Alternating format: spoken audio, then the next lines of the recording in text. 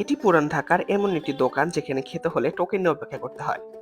আসসালামু আলাইকুম, কেমন আছেন সবাই? আশা করছি বেশ ভালো আছেন। আজ চলে গিয়েছিলাম পেশোরাইনে, যার অবস্থান ওয়ারিতে।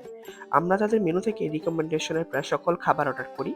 তার মধ্যে ছিল মুগ মাখানওয়ালা, যেটা দাম হচ্ছে ৩৫০ টাকা, স্পেশাল গোশত নিহারি, সেটাও ৩৫০ টাকা, এবং বাকটিকা নিহারি, সেটা ৩৮০ টাকা। সো প্রথমে ট্রাই করেছিলাম তাদের স্পেশাল গোশত নিহারি। আমার কাছে তাদের এই আইটেমটা খুব ভালো লাগছে। মাংসের পিসটা খুবই সফট ছিল, এবং গ্রেভিতে খাওয়ার জন্য তারা আদা কুচি, পেঁয়াজ বেরেস্তা, ধনিয়া পাতা, লেবু ইত্যাদি দিয়ে থাকে। সো সবকিছু দিয়ে মিশাই খেতে খুব ভালো লাগতেছিল। এবং এরপরে ট্রাই করেছিলাম তাদের মুগ মাখানওয়ালা। সো মাখান যেহেতু বলা আছে, সো এখানে বাটার খুব বেশি পরিমাণে ব্যবহার করা হয়েছে।